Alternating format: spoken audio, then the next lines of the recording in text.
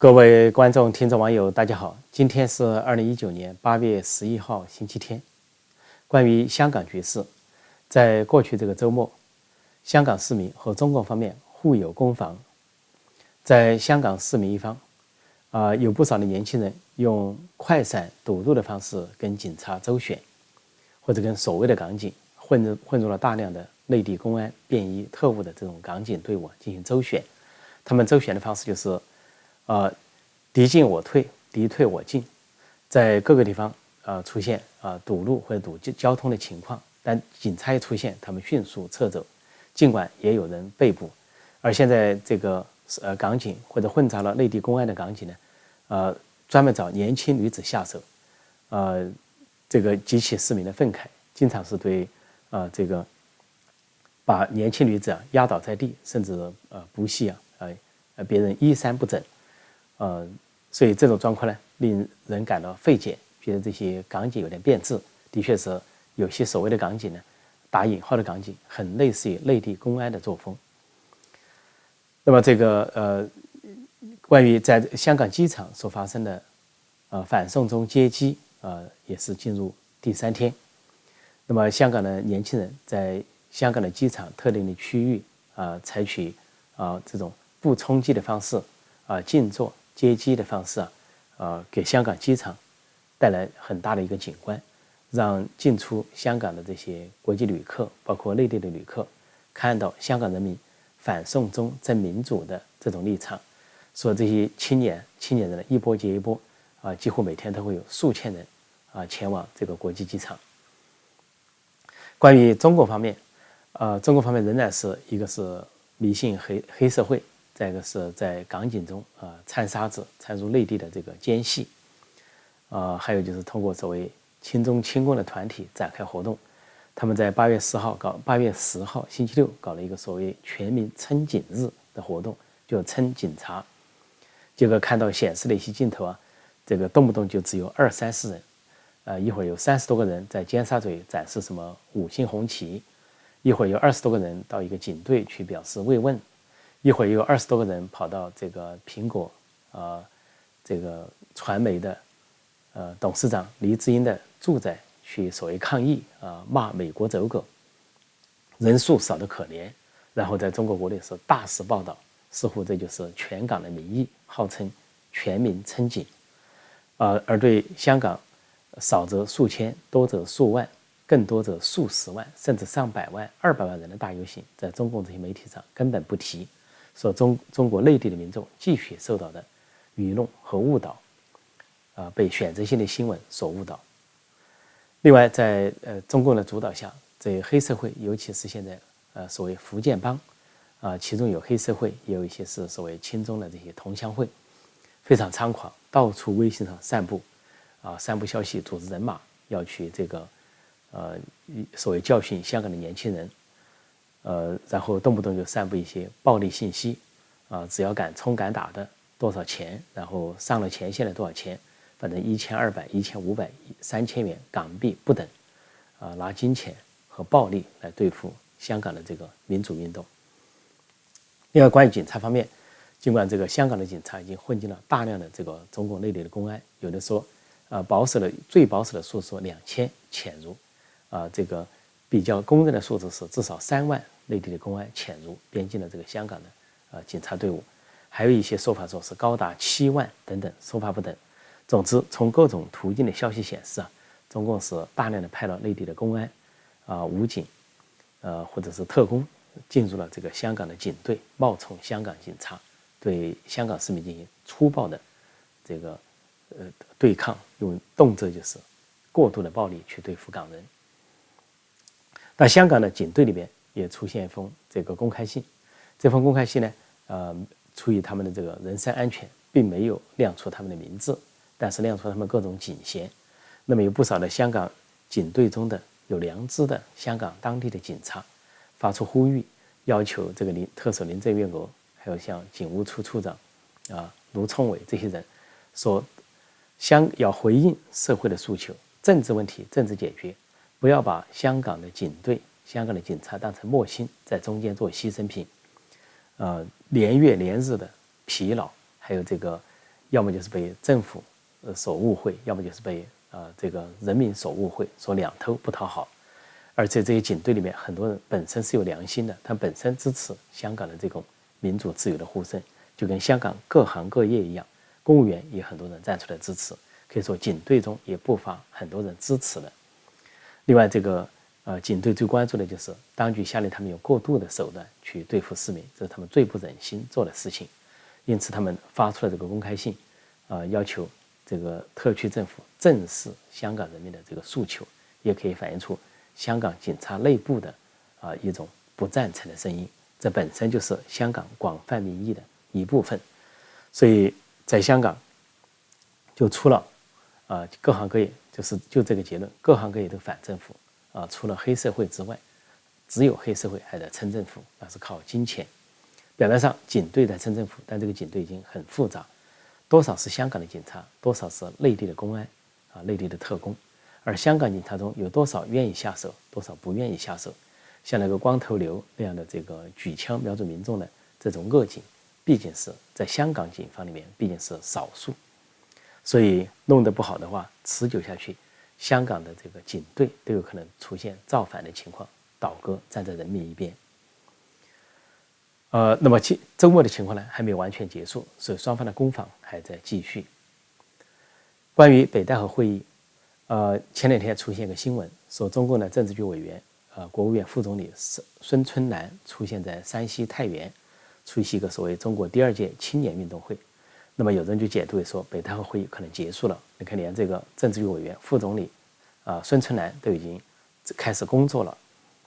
实际上，这个并不意味着北戴河会议的结束，这应该是个障眼法。因为在北戴河会议开始的时候，8月初，这个孙春兰跟中组部长陈希一起会见了所谓专家学者，标志着北戴河会议在召开，只是用专家学者作为烟幕弹，作为一个障眼法，在障碍这个外界关注北戴河会议。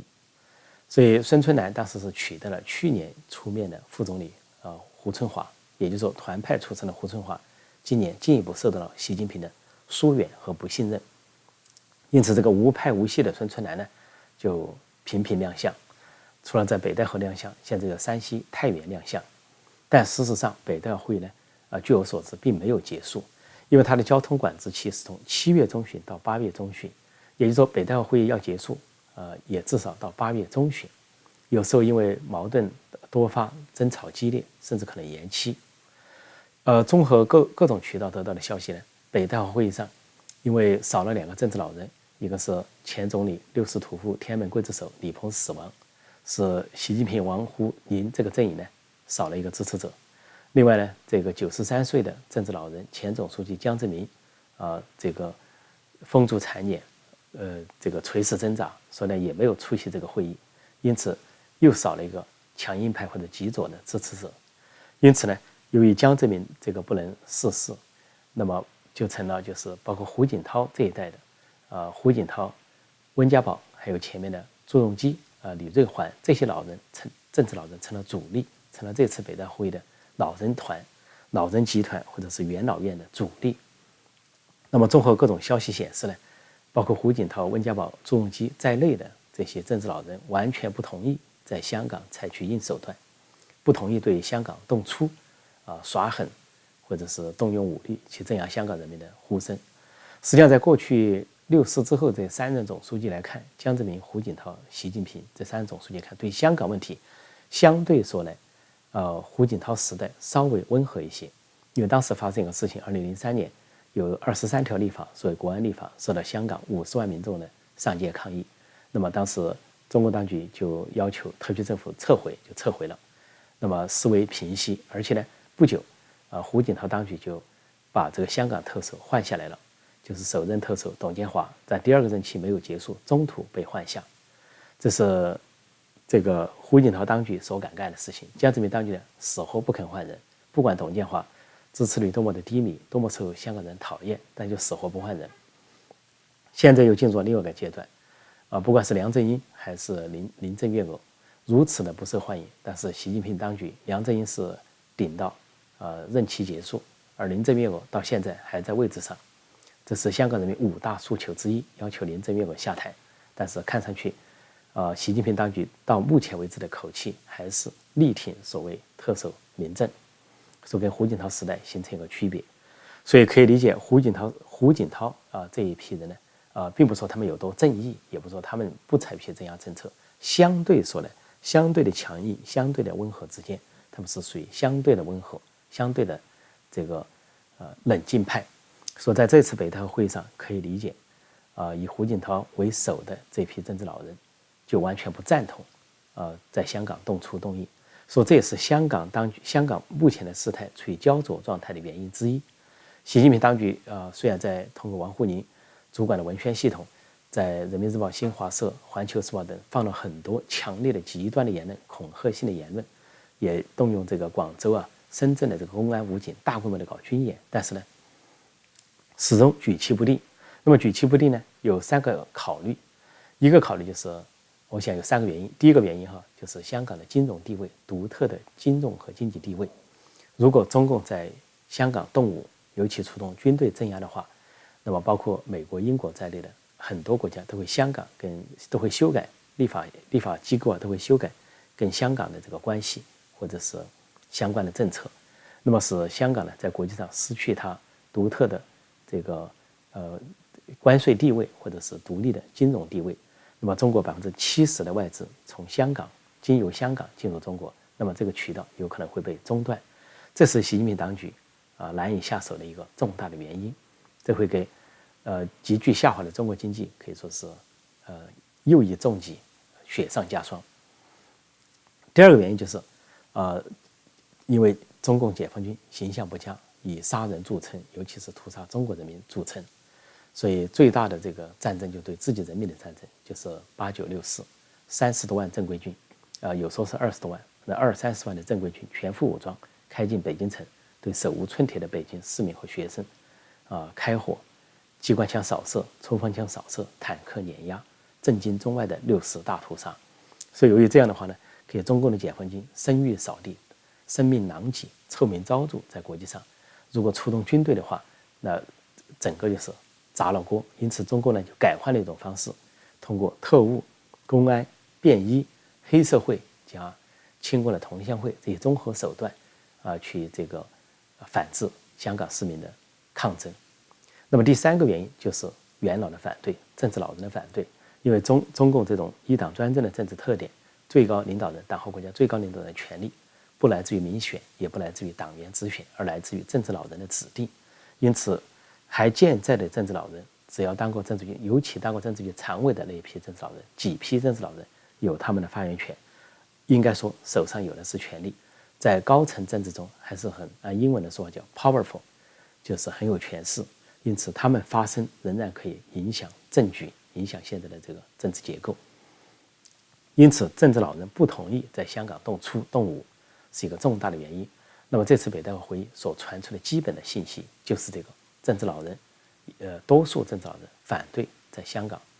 动粗死硬耍武或者是镇压，这也是习近平当局所难办的。所以这样的话呢，就是看到习近平当局是一再的威胁香港人民恐吓香港人民，但是呢似乎还没有采取决定性的动作威胁出来了，还没有决定性的动作，但也不排除什么时候有决定性的动作。所以北戴河的气氛大致如此。从北戴河会议其实也可以看出胡锦涛跟习近平的关系出现了裂痕。本来原来有个所谓的胡习联盟，在最早的时候李克强是作为团派的李克强是胡锦涛所看重的接班人，是胡锦涛体系所推荐的接班人。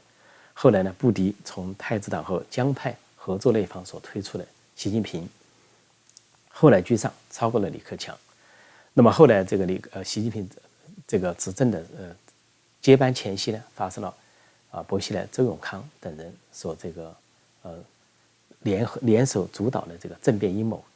因此习近平呢出于报复，那么先就对准江派以选择性反腐，在当时的中纪委书记王岐山的配合下，以选择性反腐先是重创江派，然后为了巩固权力倒过来对团派下手。但是呢，由于在周永的这个推倒他的这个政治对手薄熙来、周永康的这个战役中呢，胡锦涛和温家宝给予了他支持，因此当时有一个临时联盟，就是胡温习这个联盟。这是习近平接班前的态势。接班的时候呢，胡锦涛有这个裸退，让出自己党政军3大权，直接交给习近平，让习近平非常感激，所以感恩涕零要投桃报李，所以结成了一个胡习联盟。最后就有个私家授受的这个传言出来，就要培养胡锦涛的儿子胡海峰当这个未来的接班人，接习近平的班，预计20年。但是最近呢，胡海峰的这个有关的报道，在过去去年到今年上半年甚嚣尘上之后，突然归于沉寂。这个归于沉寂之后呢，原先传言的胡海峰可能升到福建省委当组织部长，这个没有兑现。后来又盛传他要升到陕西省，成为陕西省委委员兼西安市委书记，连他自己都放话了，说西安是个伟大的城市，暗示有这个安排，但是最后也没有兑现。显示了而且最近一段时间，这个准接班人胡海峰的消息呢，可以说暂时是销声匿迹。这样的情况可以解读成胡习之间出了问题，就胡锦涛跟习近平之间可能出了某种问题。这些问题包括在各个方面，一个是李鹏之死，李鹏的死亡显示出了分歧，胡锦涛拒绝出席，只送了一个花圈，象征性的表示了一下。其他政治老人除了江泽民以外都拒绝出席。那么在李鹏的问题上出现了分歧，三峡大坝上也出现了分歧，因为三峡大坝，胡锦涛、朱镕基、温家宝这些政治老人都拒绝前往，当政的时候、卸任的时候都不去三峡大坝，不为这个三峡大坝背书。那只有2个总书记，一个是江泽民，在1997年，再一个就是习近平在2018年，相距21年去三峡大坝，而习近平去的时候带了李鹏的长子，交通运输部长李鹏，应该说跟他职务无关，主要跟他家族有关。实际上，要么就显示这是他家族的政治大坝，习近平有意要显示这个象征；要么就显示呢为这个李鹏家族这个政治大坝背书。所以这种分歧就非常明显。那么现在香港问题出来了，香港的抗争出来了，而香港的抗争有很多原因，22年的怒火的积压，对中共破坏一国两制，蓄意的损害一国两制，不遵守中英联合声明，以及这个连自己制定的基本法也不予以遵守，在这样22年的积压之后，使香港民众这个可以说是愤怒大爆发，以至于现在通过不合作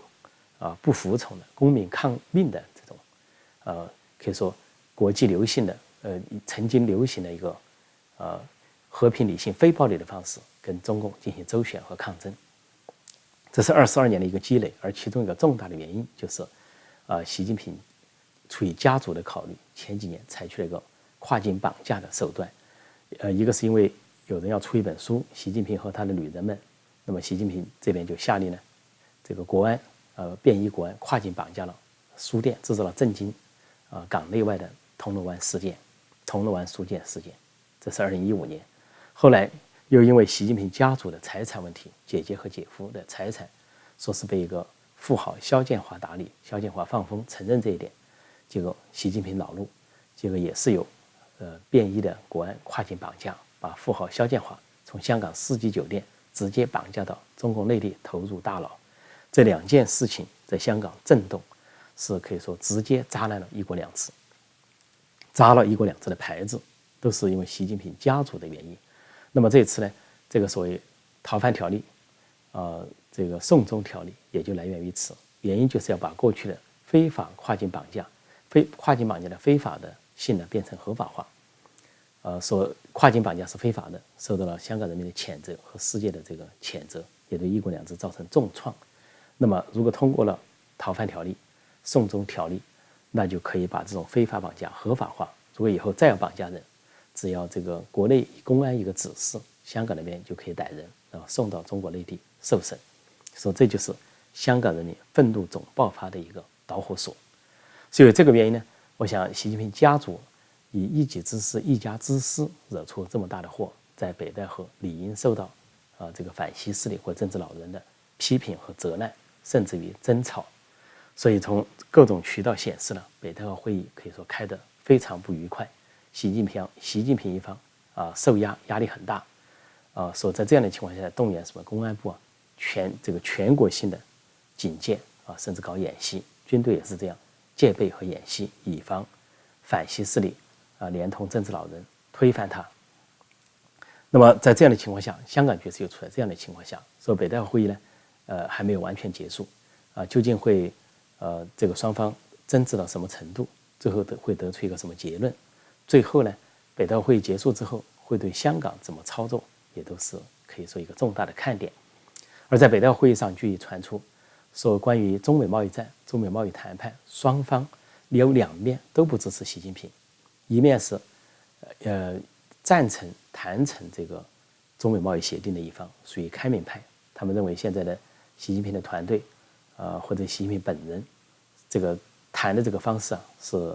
达不成协议，因此呢让开明派不满，改革派不满。但另一方面，反对达成这个协议的强硬派也不满，认为刘鹤也好，还有后来的这些所谓中山也好，习近平所派出的人都算是投降派、卖国贼，说两头不讨好，说习近平夹在中间非常难办。所以这个由王沪宁所主导的中共喉舌大批投降派，一方面是在批守卫，想把投降派的帽子扣在改革派、开明派头上，像李克强或者汪洋，但是呢，这个投降派的帽子也有警告习近平不要让步的意思，你让步了就是投降派。反过来，最近几天呢，中共的喉舌，尤其《环球时报》，一口一个汉奸，大骂汉奸，这个骂香港的民主派是汉奸，理由就是见了外国领导人。那这个其实也是一种影射，一方面好像在骂香港的这个民主派，想用汉奸的帽子或大汉奸的帽子把他们扣死，激起内部民众的国内民众的仇恨。但是呢，这个也是有双向的影射，也就是说，既然会见的外国领导人都是汉奸，那么习近平也好，副总理刘鹤也好，商务部长钟山也好，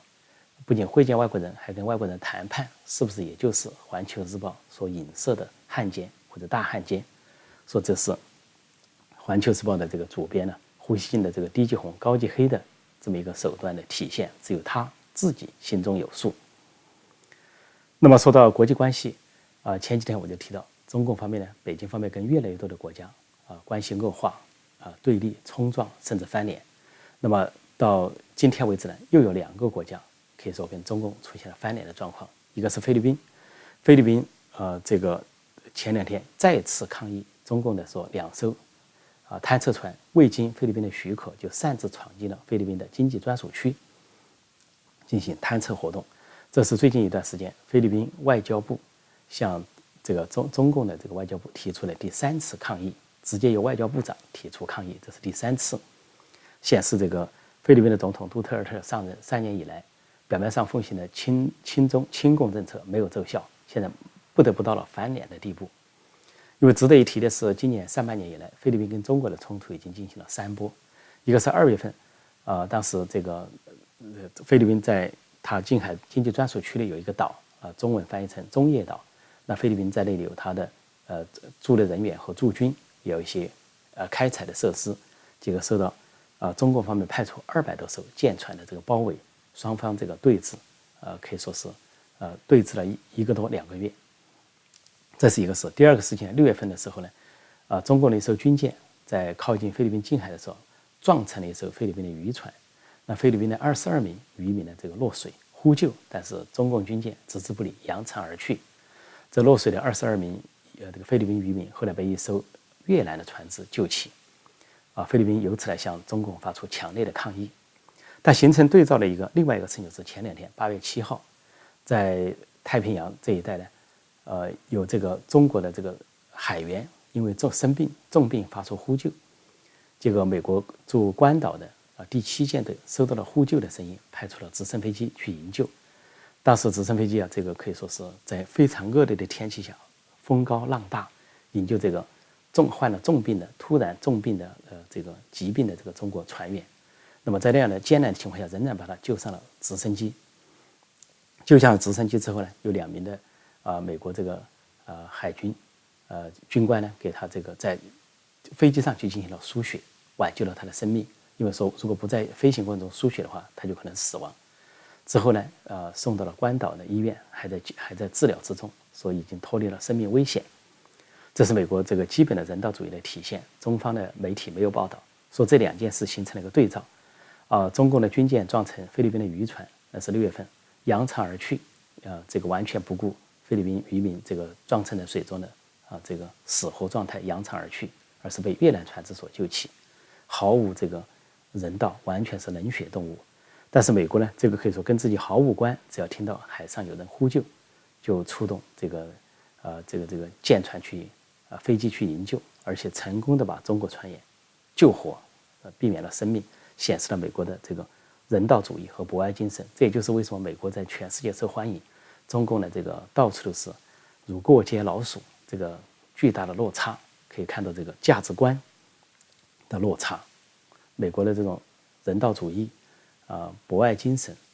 民主、自由、人权这种普世价值，在全世界这种赢得的信任，跟中共那种自私自利、冷血无情、专制独裁、对内镇压、对外威胁那种，可以说是非常这个邪恶的本性形成了一个巨大的对照。所以菲律宾这次可以说是在国际媒体的描述说是跟中共算是翻脸了。尽管这个杜特尔特非常想亲中，而且说最近本来有访问中国的计划，那么但是在这个菲律宾外交部直接出面一再抗议，使中菲关系可以陷入了一个紧张的状态。那么还有一个国家跟中国跟北京关系出现了问题，那就是东欧国家捷克。捷克的这个本身捷克以前的总理和总统就有分歧了，总统是亲中亲共的，但是总统是虚位，而总理是有实权，选举直接产生的，这个总理呢有实权。那么总理在去年上任呢，就表示对中国的很多东西说不，尤其是一带一路项目和华为公司说不。那么现在捷克呢，这个首都布拉格产生了新任的市长，这位市长上任呢就宣布呢，说要重新检视布拉格跟北京所签订的所谓姊妹城市这个条款，在这些条款中，居然写进了一个政治条款，说布拉格承认这个一个中国的政策。所承认台湾是中国的一部分，那新任的布拉格市长就反对把这样的政治条款写进一个所谓姊妹城市的条约之中，说这是很政治化。然后布拉格的这个议会市议会也赞同这个新任市长的说法，说市议会将修改相应的法律，要对所谓姊妹城市的条款进行重审。说这相当于在帮这个共产党的一个忙，成了这个中国共产党的一个帮凶，在进行这个打压台湾，而且是一个政治化。本来姊妹城市不应该政治化，是一个友好城市的交往，写进了政治条款，说非常不合适。说新任的这个布拉格市长的这个说法受到台湾方面的欢迎，热烈欢迎。那当然受到了北京方面的这个不满。但是事态还在发展之中，显示了捷克这个东欧国家前共产党国家，后来经过天鹅的革命、颜色革命，成为民主国家。现在也是一个东欧快速成长的经济体，叫波捷匈三国，一个东欧模式。那么这个国家，这个新兴的民主国家，跟老牌的共产党国家、专制国家中共之间，可以说日渐深重的裂痕，甚至于趋于这个翻脸的程度。所以可以看到，在中美关系全面恶化、全面对抗的同时，中共跟众多的国家的关系，现在众多国家也都是民主国家，众多国家的关系都在恶化和对抗之中。这就说了，这个就再次验证了一句话，叫做得道多助，失道寡助。得道多助说的是美国，失道寡助说的是中国，红色中国，共产中国。好，我今天就暂时讲到这里，谢谢大家收看收听，再见。